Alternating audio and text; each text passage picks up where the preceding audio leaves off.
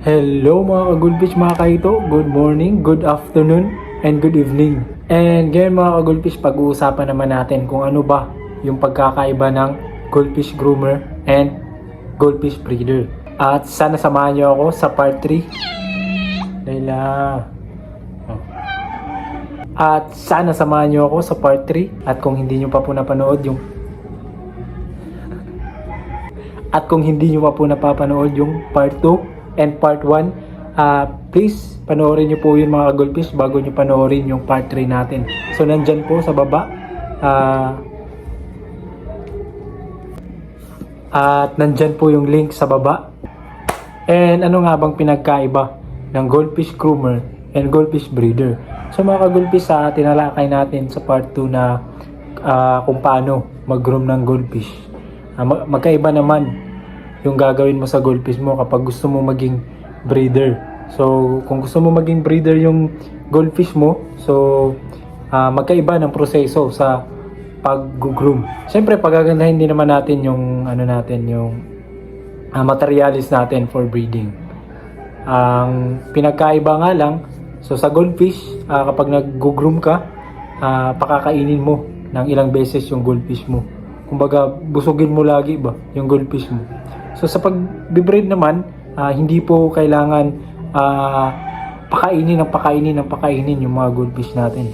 Siguro 6 to 8 times mo lang pakakainin yung goldfish mo in a day. Kasi hindi siya pwede talaga yung sobra-sobra kasi maapektuhan yung mga egg ng female goldfish natin. So kapag mag-groom ka kasi, kahit 20 to 30 times ka magpakain, pwede po yun. Pero sa mga breeder, wag po natin gawin yun kasi may tendency na konti lang yung egg na may lalabas ng mga breeder natin. Kasi na-experience ko na rin po yan. So kailangan balance lang kapag nagpapakain ka ng breeder goldfish. So balance lang talaga. And yun mga goldfish, kung meron kayong gustong i-groom na isda, mas maganda na i-groom mo na lang yun. Mag-focus ka na lang sa pag-groom.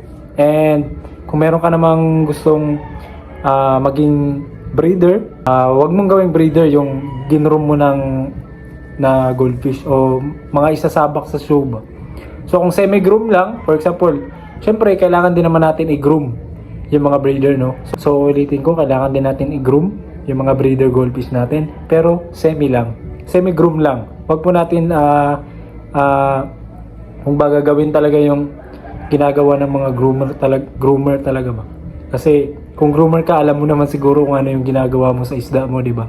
So hindi ko na sasabihin lahat dito, basta kung halimbawa gusto mo mag-groom ng goldfish, mag-focus ka na lang muna doon. Then kung gusto mo mag-breeder, so mag-focus ka na lang din muna sa pag-breed. So semi-groom lang. So kung gusto mong pagsabayin, wala namang problema yon, no? Nasa sa inyo lang po yan. Basta based in my own experience po, kung yung isda mo ay ginroom mo na ng matagal, mas maganda na focus ka lang doon. I-groom mo lang siya para masabak mo siya sa show. And doon naman sa mga gusto mong i-breed ng mga goldfish, mas maganda na balance lang yung pakain mo sa kanila. So yun, sana may natutunan kayo mga goldfish. And advice ko lang din, kung gusto nyong mag-breed ng isda, mas advisable ko na bumili kayo ng small size. Huwag mo na kayo bumili ng breeder. So mas maganda na kayo yung magpalaki sa small size na yun ba, bago siya maging breeder. So yun lamang po. Sana may natutunan kayo mga ka-goldfish. And syempre, kung nagustuhan nyo tong video na to, please like and subscribe and hit the notification bell down below para lagi po kayong updated sa mga susunod na videos natin. So mag-update na naman ako mga goldfish dun sa goldfish eggs natin, kung ano na bang nangyari. So hinan-spawn lang natin yon or hinan breeding. So abangan nyo mga goldfish yung resulta. Thank you.